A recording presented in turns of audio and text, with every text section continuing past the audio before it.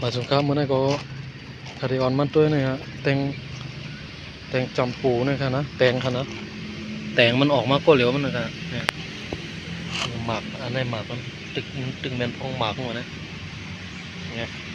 ออกมาก็เหลียวมันค่ะนะเนี่ยมีพอเลยปลูกอย่างแรงออกมาก็เหลียวมันในเหมือนตั้งในเขาเอามากินแล้วก็เขาก็เอาเม็ดในมัน8 บัก 8 เบอร์นั่นกันนะ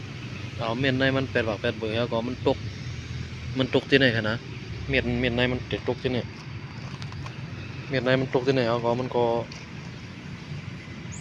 จังก็เลยเป็นต้นจังก็เลยงอกออกมาในขนาดนี้ครับเนี่ยได้ตั้งใจปลูกนะคณะเนี่ยมันอยู่ในหมากหินอย่างไรกันนะเนี่ยออกก็เหลียวมันนี่ก็หมากปีแจงแล้วนี่กันนะเลยว่าหมากกวนไว้อย่างนั้นเนี่ยหมากเต็มเลย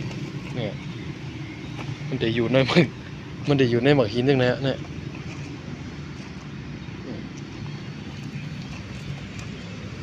มีผลายปลูกแล้วก็ได้ฉีดยาได้กินปุ๋ยอย่างที่เมี่ยวขนาดนี้ออกมาเลยสภาวะของมันก็เหลียวมันขนาดเนี่ยอันนี้ได้ลูกใหญ่เลยเปิ้นขนาดเนี่ยอันนี้ลูกใหญ่เปิ้นแล้วก็มีลูกเลี้ยงปลาเนี่ยมันได้แตกเอาขนาดนี้มันแต่มีหันที่ออกนั่นเองครับเนี่ยออกก็เหลียวมันขนาดปุ๋ยยามได้กินครับเนี่ยอันนี้บนห้องว่า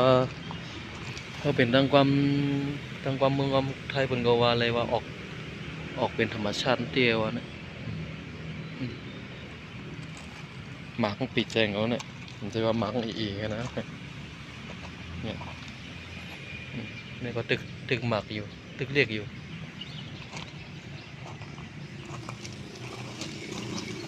อันนี้ก็ตึกเรียกอยู่ตึก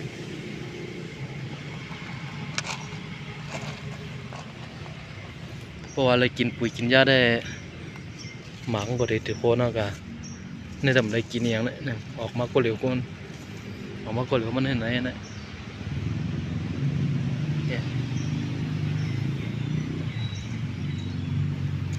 มีหล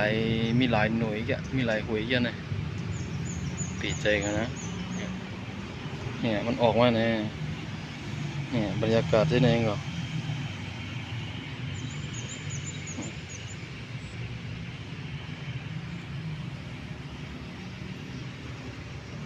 มีเผลอปลูกเลยอย่างมันเห็นไหมลุ่มลาก็ไม่ได้ลุ่มลาปล่อยออกก็เหลียวมันปล่อยอยู่ก็เหลียวมันเท่านั้นนะ